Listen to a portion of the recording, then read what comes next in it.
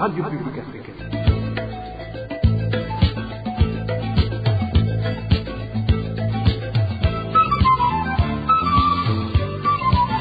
Radio Publique Africaine.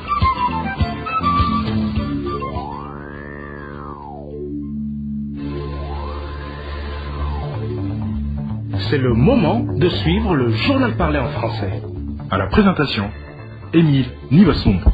Bonsoir et bienvenue dans le journal du 25 avril 2023. Le 25 avril, c'est la journée mondiale de lutte contre le paludisme. Le ministre burundais de la Santé s'est exprimé sur le processus d'introduction du vaccin de cette maladie dans le pays. Vous allez l'écouter tout à l'heure.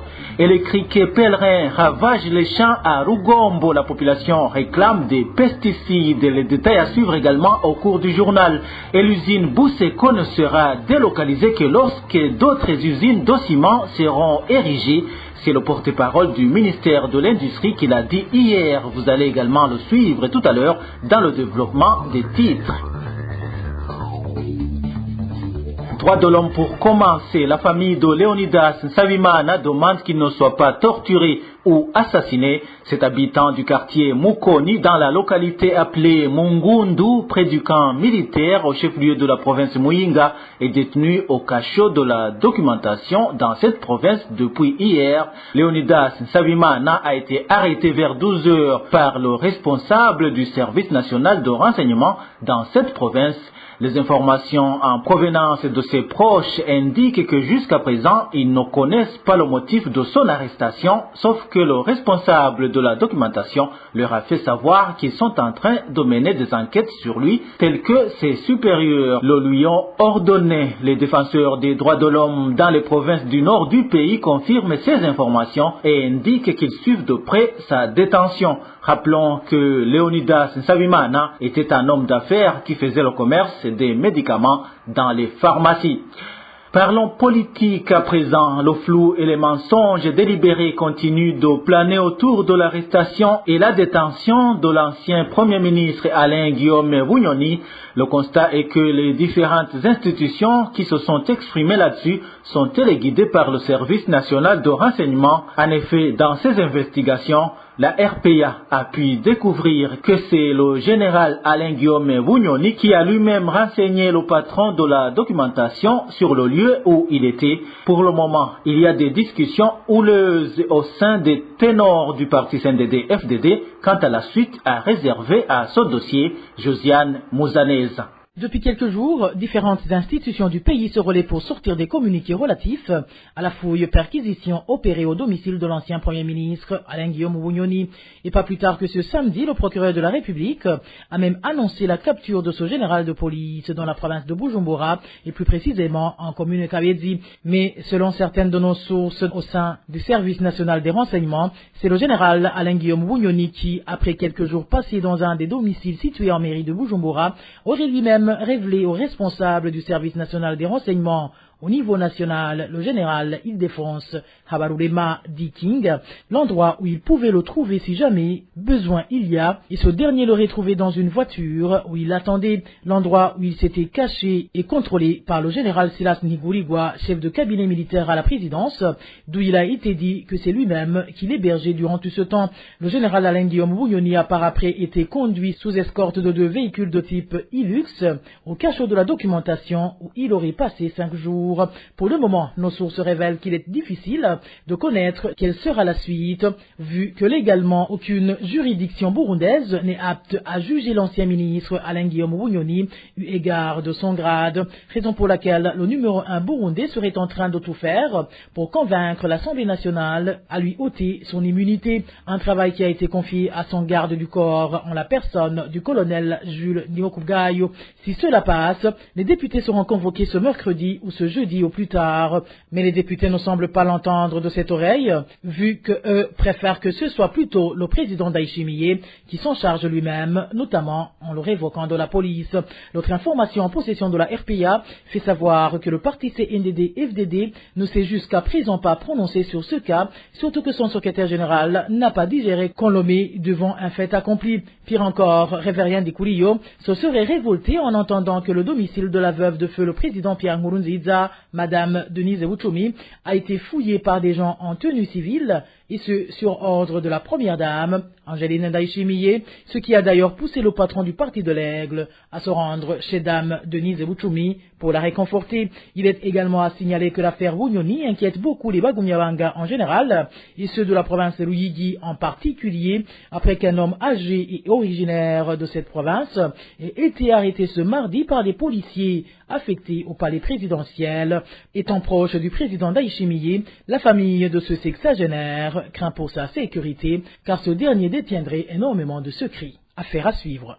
Pour clôturer la page politique, à part que les enseignements à caractère haineux diffusés à travers les productions de l'association Vimenye Burundi Communication Center, son représentant légal et animateur de ces productions, offensent aussi les familles des victimes assassinées durant certaines tueries qui ont eu lieu au Burundi, ainsi que les rescapés. À titre illustratif, c'est la version qu'il donne sur les massacres des séminaristes d'Obuta exécutés au cours d'une attaque faite par les rebelles du mouvement FDD. Pour Tade Nzigamasabo, les élèves assassinés au cours de cette attaque se trouvaient dans des activités militaires. Lors de la commémoration de l'anniversaire du massacre des élèves séminaristes d'Obuta tués en 1997, ils disent qu'ils se souviennent des martyrs de l'amour. Mais cela est dit souvent par les familles qui ont perdu les leurs. Alors pourquoi tous les Burundais ne convergent pas sur le fait que ces élèves assassinés sont des martyrs? Où se trouve la différence entre leur assassinat et d'autres assassinats qui ont eu lieu au Burundi depuis l'indépendance, de façon que seuls ces élèves soient considérés comme des martyrs? Sur les tueries de ces séminaristes, donc, il se dit qu'un groupe important des élèves venait de passer des jours à suivre un programme d'entraînement militaire. Par la suite, le test donné à ces élèves était d'attaquer les combattants du mouvement FDD alors qu'ils n'étaient pas habitués à ce genre de choses. Le résultat était que plusieurs d'entre eux ont été alors... Dans un instant, nous parlons de l'invasion des champs par les criquets à Cibitoke. C'est une alerte lancée par la population de la commune Rugombo en province Cibitoke. Des criquets pèlerins sont en train de faire des ravages dans leurs champs.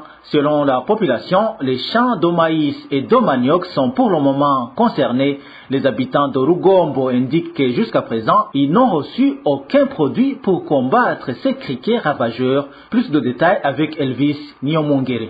Des criquets pèlerins ont été signalés dans les champs de la population de la commune de Rugombo depuis la semaine dernière. Pour le moment, les champs les plus menacés sont ceux des agriculteurs de la 4e transversale. Les agriculteurs indiquent que ces criquets s'en prennent particulièrement aux champs de maïs et de manioc. Ces criquets se font remarquer depuis quelques jours ici en commune Rugombo. Ils sont très actifs, surtout à la 4e transversale. Ils envahissent des maïs et des manioc.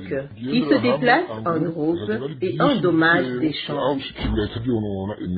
Les habitants de cette commune, il faut savoir qu'ils avaient l'habitude de voir ces criquets pendant la saison sèche, mais qu'ils disparaissent aussitôt avec la saison de pluie. Les agriculteurs s'inquiètent de cette métamorphose.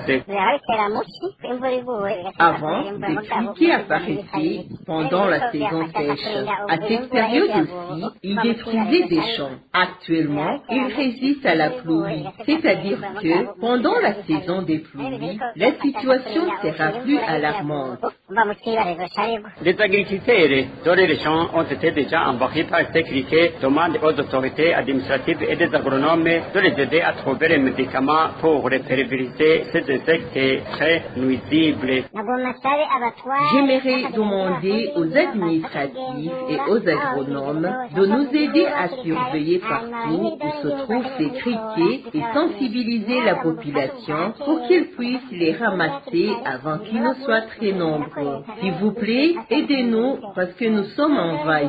Ramassez-les en attendant que le gouvernement nous donne des produits pour la pulvérisation.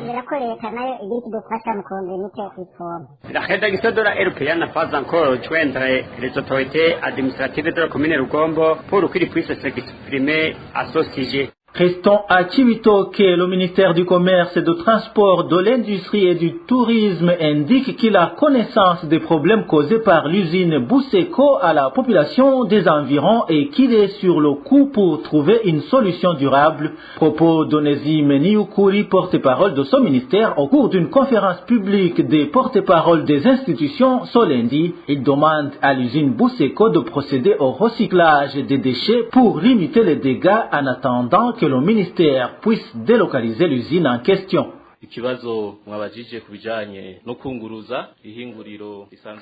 Pour la question liée à la délocalisation de l'usine Buseko, c'est une question connue du ministère et qu'il prend au sérieux car, comme vous l'avez dit, la vie des personnes passe en avant. Beaucoup de choses sont en cours, surtout le fait d'aménager ou de présenter d'autres endroits où on pourrait mettre des usines de ce genre. kubanza gutunganya neza ibindi bibanza canke kwerekana ibindi bibanza bisanzwe byojamwo amahinguriro mwe nayo. Ikindi kiriko kirakogwa nugusaba Autre chose encore est de demander l'usine Buseko en attendant sa délocalisation de procéder au recyclage des déchets ici de cette usine dans le but d'empêcher que la population continue à en souffrir. À la question de savoir si la population des environs peut espérer la délocalisation dans peu de temps, Onésime Niukuri explique qu'elle ne sera délocalisée que lorsque d'autres usines produisant du ciment seront mises en place. L'espoir qu'ils peuvent avoir est que premièrement, vous savez que le ciment se classe dans les biens les plus utilisés ici dans le pays et considérant que nous avons notre propre usine qui produit du ciment, cela est une chose louable. Toutefois, vous avez sûrement entendu qu'il y a pas mal de commerçants qui adhèrent déjà dans ce secteur et des constructions sont déjà en cours en province de Rutana. C'est donc dans cette optique qu'après avoir eu des autres usines qui œuvrent dans ce secteur afin d'empêcher la carence du ciment ou de perdre la quantité que nous avons déjà, cela permettra que dans les solutions qu'on va adopter, il y aura sur la liste la délocalisation de l'usine Buseko à cet endroit. Pour ceux qui demandent à commencer à bâtir les maisons, surtout ceux qui ont des constructions en cours, Jeanne Mukenguruka, porte-parole du ministère des Infrastructures, Équipements et Logements Sociaux, leur demande d'attendre la délocalisation de l'usine Buseko. Dans la même conférence publique, Inès Sonia Nioubarwe, porte-parole du ministère des Relations Extérieures, indique que le gouvernement burundais n'a réceptionné aucune goutte de carburant dans le cadre du don promis par l'ambassade de ce pays. Selon Inès Sonia Nioubarwe, il n'y a jamais eu de document écrit fourni par la Russie sur lequel le Burundi pouvait s'appuyer pour réclamer ce don. Je vous propose plutôt d'écouter Inès Sonia Nioubarwe, porte-parole du ministère des Relations Extérieures. Le journaliste a évoqué une question sur un dos de carburant en provenance de la Russie au gouvernement burundais. Jusqu'à présent, le ministère des Relations extérieures n'a aucun document attestant ce don. En principe, en matière de la coopération entre deux pays, s'il y a une promesse de don faite entre les deux parties, ces deux parties signent un accord d'engagement ou tout au moins la partie qui a promis ce don rédige un document attestant la promesse. Pour le moment, on peut dire qu'on n'a aucune preuve. Par conséquent, on ne peut pas réclamer une promesse qui n'a pas de preuve. C'est pour cela donc que nous ne pouvons pas réclamer ce carburant via l'ambassade de la Russie au Burundi, puisqu'il n'y a rien qui atteste que la Russie a promis quelque chose au gouvernement burundais. Dans une fraction de seconde, nous allons vous parler du vaccin contre la malaria.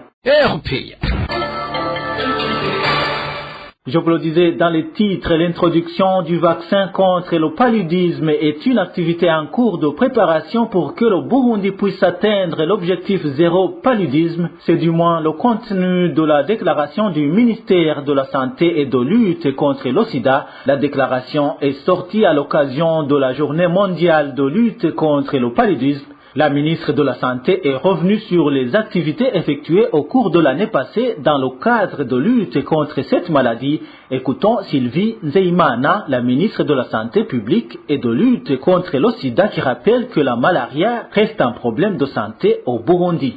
Pour atteindre l'objectif zéro paludisme, L'introduction du vaccin contre le paludisme est aussi une activité qui est en cours de préparation. Le ministère de la Santé publique et de la lutte contre le sida interpelle tout un chacun à se prévenir du paludisme en dormant tous les jours et toutes les nuits sous moustiquaires imprégnés d'insecticides à longue durée d'action, à consulter précocement dès l'apparition du premier signe et à prendre les médicaments tels que prescrits par les prestataires de soins.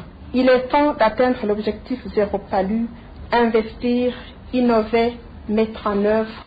Pour célébrer la journée mondiale de lutte contre le paludisme, le thème retenu pour cette année est « Il est temps d'atteindre l'objectif zéro palu, investir, innover, mettre en œuvre ». La célébration de la 16e journée mondiale de lutte contre le paludisme, édition 2023, est pour nous rappeler à conjuguer les efforts pour vaincre le paludisme qui est l'ennemi de la santé de la population burundaise. Des actions visant à atteindre cet objectif ont été les unes mises en œuvre et les autres continuent. On peut citer la campagne de distribution de masques des moustiquaires imprégnés d'insecticides à longue durée d'action dans les 7 provinces sur 18 effectuée au mois de septembre 2022. La pulvérisation intradomiciliaire dans les districts de Kiremba et Bouye de la province Ngozi et dans les districts Muyinga et Gashoro de la province Muyinga. La distribution continue des moustiquaires imprégnés d'insecticides à longue durée d'action dans les districts d'Ongozi de la province Ngozi et Giterani de la province Muyinga. La distribution de routine des moustiquaires dans toutes les provinces du pays chez les femmes enceintes et les enfants qui reçoivent la dose de vaccin contre la rougeole et la rubéole à 18 mois. Le dépistage et le traitement de toutes les personnes qui souffrent du paludisme. La poursuite de la sensibilisation de la population pour se prévenir du paludisme. Pour clore cette édition, parlons de cette interdiction de 33 chansons au Burundi par le CNC. Le Conseil national de la communication trouve qu'elle viole les valeurs culturelles burundaises. La présidente de ce conseil, Vestine Nahimana, a fait l'annonce hier au cours d'une conférence de presse. Voilà, c'est par ici que nous mettons un point final au journal du 25 avril 2023. Merci à vous tous qui nous avez suivis. À la présentation, c'était Émile Niwasumba. Au revoir.